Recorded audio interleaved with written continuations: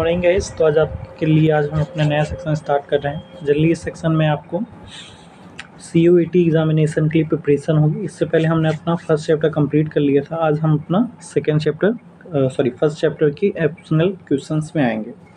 तो ये पहले देखते हैं क्वेश्चन नंबर फर्स्ट, जो कि आपका कॉर्बेट क्वेश्चन। ये आपके physical geology, origin of earth और साथ ही साथ आपका इंट्रोडक्शन टू जियोलॉजी चैप्टर तीनों कंडक्ट करता है, मतलब कंटेन करता है। तो ये स्टार्ट करते हैं। इसमें हम जल्दी 20 क्वेश्चंस अपने देखेंगे, ज़्यादा टाइम ना लेते हुए, है ना।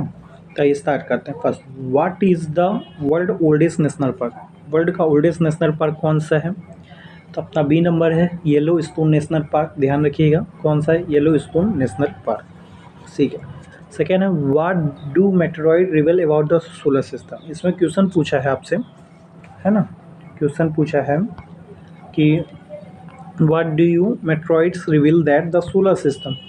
मेट्रॉइड जो है सोलर सिस्टम में क्या लेके आया, रिवील किया, मतलब क्या उत्पादन किया। तो इसमें पहला the solar system, the early solar system consist mostly of hydrogen helium में। क्या हाइड्रोजन और हीलियम गैस उसने दिया। Meteoroids are the much older than the comet. Comet से ज़्यादा पुराने थे क्या, है ना। थर्ड है आपका, meteoroids are much older than compact and planet. Meteoroid जो थे वो आपके ओल्डर थे क्या, किससे ओल्डर थे आपके, कॉमेट और प्लैनेट्स।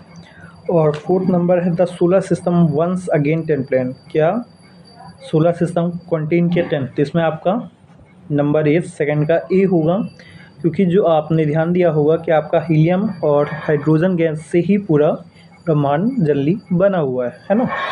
तो इसका बी नंबर अपना सही होगा, ध्यान रखिएगा। थर्ड नंबर क्वेश्चन में आते हैं हम लोग। थर्ड नंबर में पूछा है why are the inner planet made of denser material when the compare to earth? इसमें पूछा जो इनर प्लैनेट्स रहते हैं आपके, वो डेंसर रहते हैं, मतलब घनत्व रहते हैं, ज़्यादा हैवीपन होता है उनमें, और जो आउटर वाले रहते हैं उनमें नहीं। तो ऐसा क्यों? तो इसका डायरेक्ट आंसर बताता हूँ आपको। क्योंकि द सन ग्रेविटी पुल, इसका सी नंबर का अपना डी होगा। The sun gravity pull denser material toward the inner part of solar nebula while the lighter gas escape more easily. जल्दी क्या, जो सन की ग्रेविटी है वो पुल करती है। पुल एंड पुश, तो आप पुश मतलब फेंकना होता, पुल मतलब खींचना होता। वो खींचती है किसको, डेंसर मटेरियल, मतलब घनत्व वाली चीज़ों। ठीक है। तो इसीलिए the inner part of solar system while lighter gases इसके मोर, और जो लाइटर रहती हैं तो वो अपने आप पुश की पोजीशन पे रहती है, इसलिए वो एक समान रहती है। और जो डेंसर रहते हैं वो अपनी तरफ सन ग्रेविटी अट्रैक्शन करती है। आई होप आप समझ रहे होंगे। फोर्थ नंबर है अपना, और the central part of the अर्थ, है ना। The central part of the earth, the central part of the earth core is a solid because. जो अपना सेंट्रल पार्ट है ना। फोर्थ नंबर क्वेश्चन ध्यान दीजिएगा। The central part of the earth core is a solid because किसकी वजह से solid है? तो यहाँ आप जानते हैं फोर्थ नंबर नॉर्मल है। Convention does not extend all the way of the centre of the core.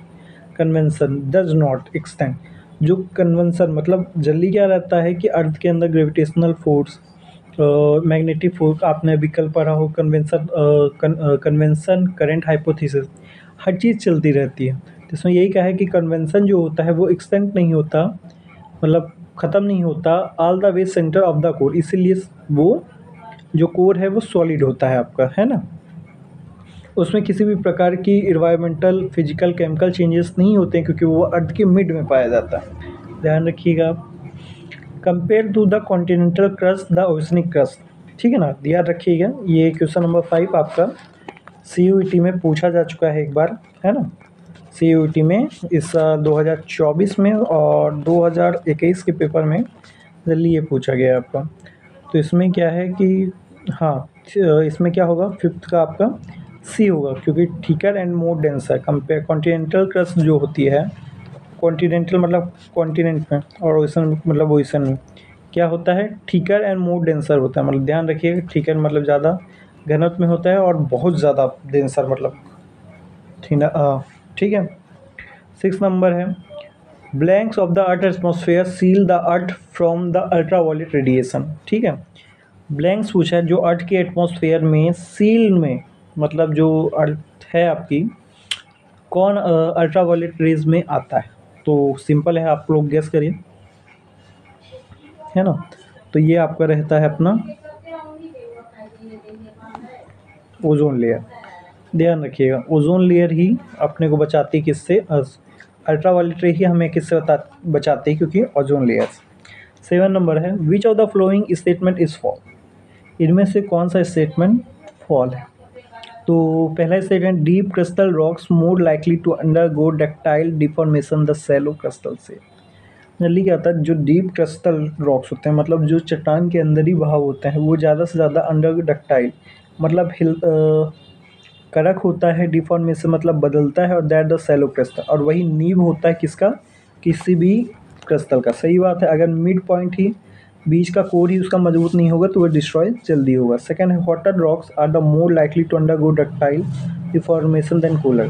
जो जल्दी याद रखिएगा, यदि पहाड़ रहता है तो ऑलरेडी गर्म सन के टच में जल्दी आएगा, तो वो हमेशा वेल रहेगा, क्योंकि जैसे जैसे पानी रॉक ये रहता है तो धीरे धीरे अंदर हो सकता है कि वो पिघल कूलर हो सकता है। डक्टाइल मतलब हिल सकता है या टूट सकता है ना। ये दोनों तो नहीं होते अपने। इसके बाद हम आएंगे अपने, the most sedimentary rock are more deformed than igneous rock. Deformed most sedimentary rock, जो बहुत सारे सेडिमेंट्री रॉक होता है, डिफॉर्मेबल देन इग्नस रॉक। वो ज़्यादा से ज़्यादा इग्नस रॉक भी होते हैं। जल्दी क्या होता है, इग्नस रॉक और आपके उसमें लाइन जाती है, इग्नस रॉक एंड जनरली, है ना। इग्नस रॉक और सेडिमेंट्री रॉक में कभी कभार मिक्सचर हो सकता है, क्योंकि सेडिमेंट्री डिपॉजिट बह के आते हैं और इग्नस रॉक आपके ऊपरी सतह में कोल्ड एंड सॉलिडिफिकेशन द्वारा पाए जाते हैं। और last, the rock under flow configuration pressure most likely to undergo ductile deformation under the high pressure. ये गलत है आपका। जो रॉक होता है वो लो कॉन्फिगरिंग प्रेशर मतलब हल्के दबाव वाला रहता है, लाइकली टू अंडरगो डक्टाइल, और वो जाके डक्टाइल होता है, मतलब हिलने डुकने या टूटने वाला रहता है। Differ the rock under the highly config, और जो ज़्यादा प्रेशर में आएगा तो रॉक टूट जाएगा। पूछ रहा है, जो रॉक बता रहा है कि जो रॉक होते हैं वो बहुत नॉर्मली प्रेशर में रहते हैं, मतलब हल्के में रहते हैं और टूट जाते हैं हाई प्रेशर में। तो ये आपका 4 नंबर रॉन्ग होगा। ध्यान रखिएगा, the mid Atlantic ridge is blank plate boundary. ध्यान रखिएगा, जो 8वां नंबर क्वेश्चन भी इंपॉर्टेंट है, पूछा जा चुका है। तो 8 नंबर का ए होगा। The mid Atlantic ridge is a share plate boundary. क्या होगा? Share plate boundary, share plate boundary. 9 number, blank is the most prone to the earthquake in the earth. क्या है? Any guesses? 9 नंबर क्या होगा? A होगा, the Himalaya. Himalaya is the prone of the earth in India. सबसे बड़ा और सबसे ज़्यादा विशाल है, लेकिन इसमें अर्थक्वेक के झटके बहुत ही कम पाए जाते हैं हिमालय में, है ना। मैं भी यही है शायद इसका मतलब, द हिमालय। हाँ, the Himalaya is the most prone to the earth in the earthquake in the India, है ना, द हिमालय। जल्दी हिमालय आपका नेपाल में भी बॉर्डर पे आता है, चाइना बॉर्डर पे आता है और इंडिया बॉर्डर पे आता है, क्योंकि बहुत ज़्यादा एकड़ में फैला हुआ। इसके बाद हम अपना क्वेश्चन नंबर 10 में देखेंगे, what drives the earth internal heat engine. Internal heat engine कौन सा है, कौन चला रहा है ना। तो क्या है 10 नंबर अपना, what drive the earth internal heat energy. Internal पूछा, सोलर सिस्टम इंटरनल नहीं है, वल्केनोज इंटरनल नहीं है आपकी, ठीक है। मैग्नेटिक एनर्जी बहुत कम पाई जाती है, देखिए हाँ, रेडियो एक्टिविटी आपकी बहुत पाई जाती है। जो आपकी तरंगे रहती हैं वो आपकी रेडियो एक्टिव में ही आती हैं, who drive the earth internal heat energy? Radio active. Okay, good. Asthenosphere is a cold and rigid होता है, ध्यान रखिएगा अपना। Sorry, asthenosphere is a hot and rigid, sorry hot and plastic. जल्दी, एस्थेनोस्फेयर आपका प्लास्टिक स्टेट बाउंड्री होती है इसमें, है ना, और हॉट पाया जाता है। हॉट एंड मेल्टन तो होता ही है आपका, तो एस्थेनोस्फेयर याद रखिएगा, हॉट एंड प्लास्टिक। क्या होगा आपका? Hot and plastic. The power limit of 12 number है, the power limit of ionosphere is the range of ionosphere की रेंज क्या होती है, ध्यान रखें आप। 12th नंबर है अपना ionosphere. Ionosphere is the range of ionosphere की रेंज कितनी होती है अपनी, ध्यान रखिएगा, 70 to 80 किलोमीटर। कितनी? 70 to 80। 12th का बी होगा, आप ध्यान रखिएगा। 13 number, which of the following atmospheric condition the thermal wind is zero. In fact इसमें पूछ है जो एटमॉस्फेरिक कंडीशन मतलब वातावरण है, उसमें थर्मल विंड क्या करती है, थर्मल विंड जीरो क्यों होती है, मतलब उसका चलना जीरो के समान क्यों माना जाता है एटमॉस्फेरिक की विंड के लिए। तो 13 का, क्योंकि वो बारोट्रॉपिक होती है,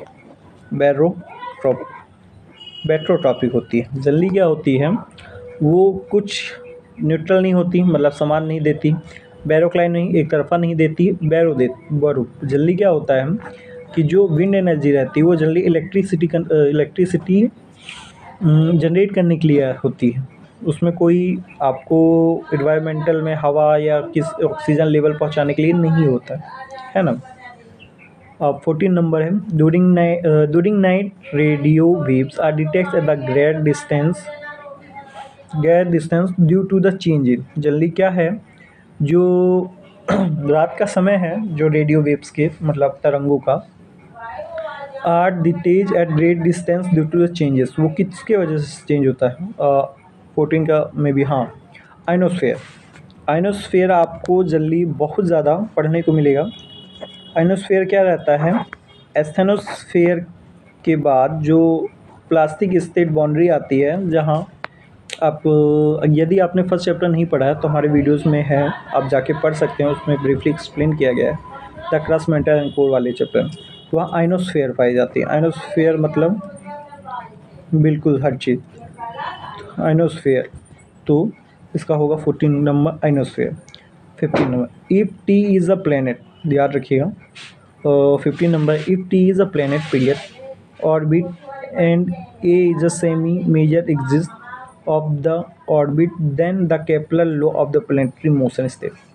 इसका 15 का अपना डी ही होगा। एक केपलर लॉ लगा के आपको इसको निकालना, a square two t square bracket में upon t. 16 number, the nature of the plume catch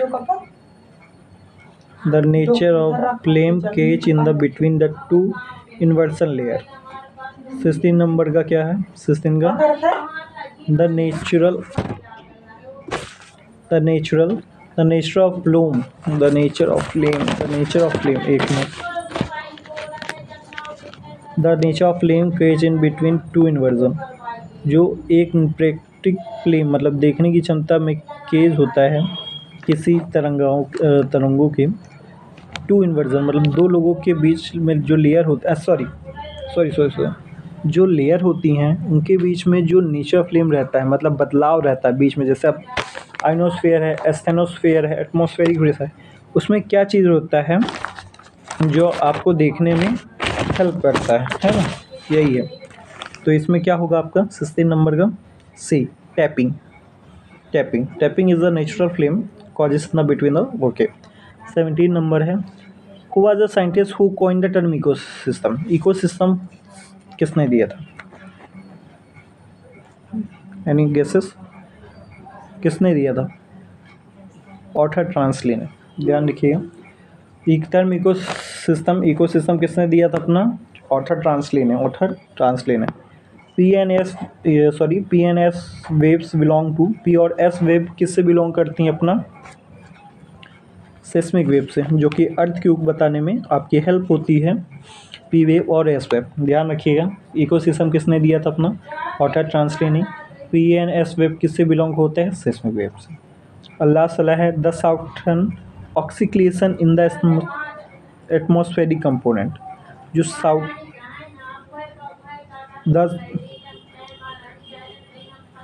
the southern oscillation वाला था आपका साउथर्न साइड का, इज़ द एटमॉस्फेरिक, वो कौन सा एटमॉस्फेरिक कंपोनेंट में आता है ना, जो साउथ साइड का है। तो 19 का आपका डी होगा एल नीलो, इन नीलो, है ना। जो साउथर्न साइड का ऑक्सीलिकेशन एटमॉस्फेरिक कंपोनेंट कहलाता है आपका इन नीनो। तो आई होप आप लोगों ने समझा होगा कि आज हमने क्या पढ़ा। तो प्लीज़ थोड़ा ध्यान दें और I will try our best. Please like subscribe and share. Thank you guys, है ना।